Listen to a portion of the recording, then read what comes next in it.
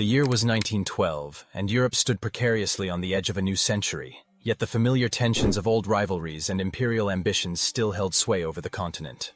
The Balkans, often referred to as the powder keg of Europe, had been simmering for decades under the weight of nationalist movements, ethnic rivalries, and the decaying grip of the Ottoman Empire. The intricate history of the region, defined by centuries of conflict, conquest, and competing interests, now culminated in a war that would forever reshape the destiny of the Balkans, and ultimately contribute to the outbreak of the First World War. The First Balkan War, which began on October 1912, was the culmination of long-standing animosities, not just between the Balkan states and the Ottoman Empire, but also among the Balkan nations themselves. This war was far more than a simple struggle for independence. It was a war of liberation and expansion, where each state sought not only to free its kin from Ottoman rule, but also to expand its borders at the expense of its neighbors. From the mountains of Montenegro to the plains of Thrace, and from the naval battles in the Aegean to the sieges of fortified Ottoman cities, the First Balkan War would unfold as a theater of both triumph and tragedy.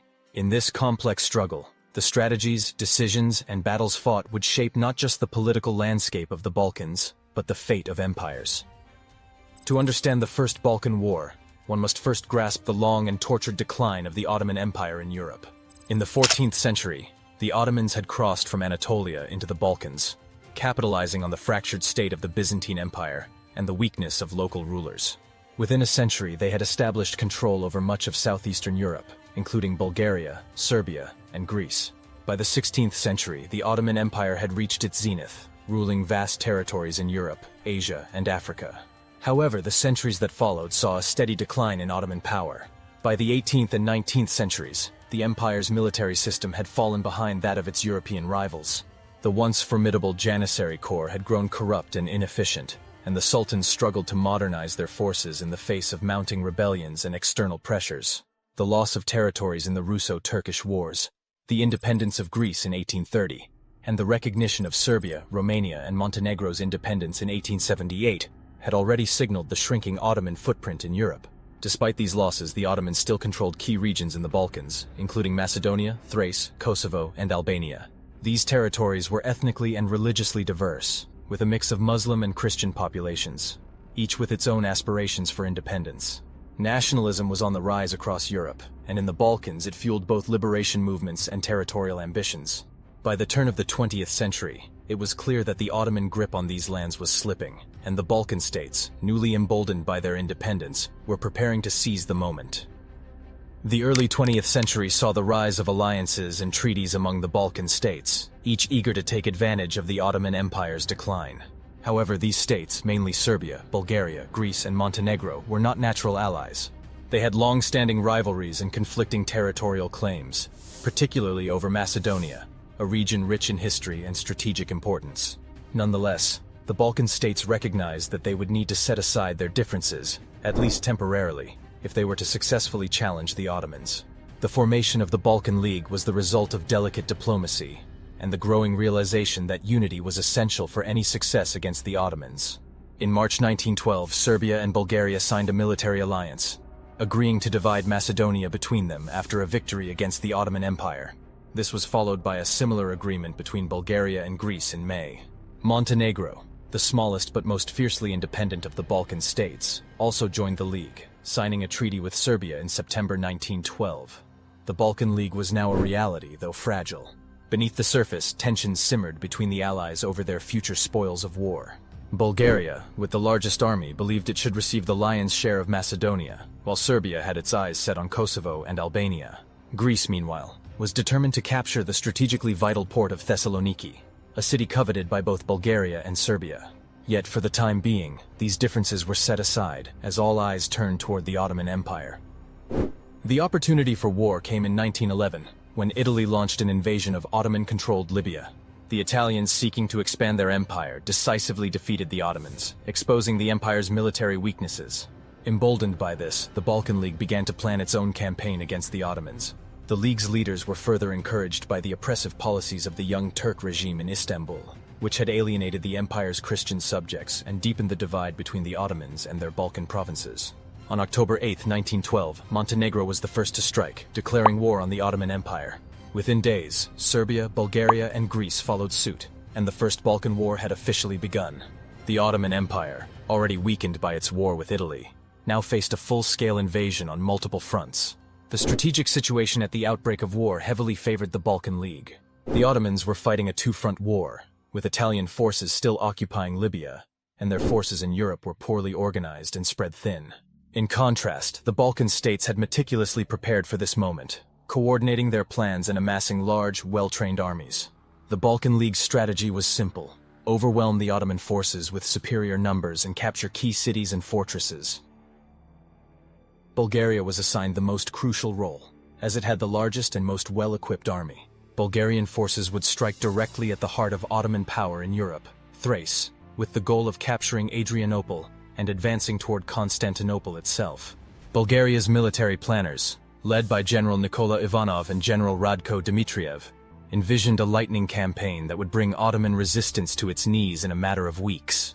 Serbia and Montenegro were tasked with attacking Ottoman positions in the west, particularly in Kosovo and the Sanjak of Novi Pazar, regions that Serbia viewed as part of its historical homeland.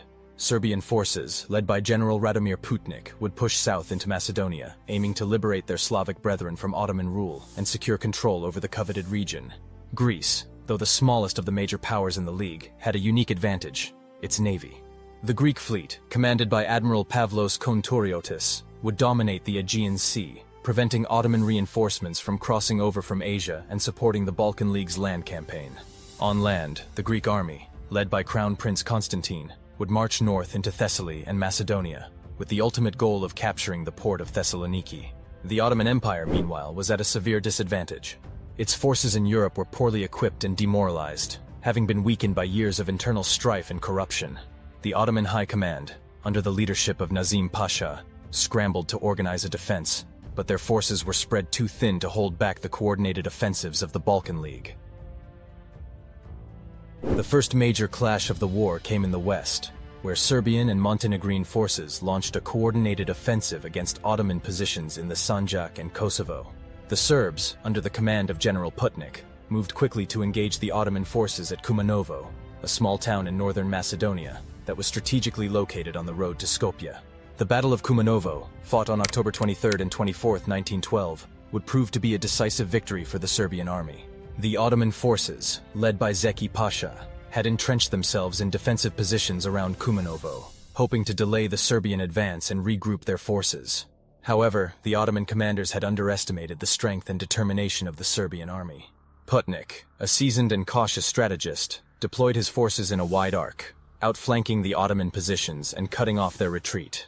The battle was fierce and bloody, with both sides suffering heavy casualties. The Ottoman forces, though outnumbered, fought bravely, but their defensive lines began to crumble under the relentless Serbian assault. After 2 days of intense fighting, the Ottomans were forced to retreat in disarray, leaving behind thousands of dead and wounded. The victory at Kumanovo opened the way for the Serbian army to advance deeper into Macedonia, and within weeks, they had captured Skopje, the capital of the Ottoman province. While the Serbs were advancing in the west, the Bulgarian army was executing its plan to strike at the heart of Ottoman power in Thrace. The First Army, commanded by General Vasil Kutinchev, was tasked with capturing the fortress city of Adrianople, while the Second Army, under General Ivanov, would advance south toward the Ottoman capital of Constantinople. The first major engagement in Thrace took place at Kirk Kilis on October 24 and 25, 1912. The Ottoman forces, led by Abdullah Pasha, had established strong defensive positions in the hills around the town, but the Bulgarians launched a daring and well-coordinated assault, using their superior artillery to devastate the Ottoman lines. The battle quickly turned into a rout, with the Ottomans abandoning their positions and fleeing toward Constantinople. The victory at Kirk Kilis was followed by an even more significant triumph at Luleburgaz on October 28 and 31st. This battle, one of the largest of the war, saw over 200,000 soldiers engaged in a brutal contest for control of the key road leading to Constantinople. The Bulgarian army, despite being outnumbered, managed to break through the Ottoman lines after days of fierce fighting. The Ottoman retreat from Luleburgaz marked the collapse of their defenses in Thrace, and the road to Constantinople now lay open.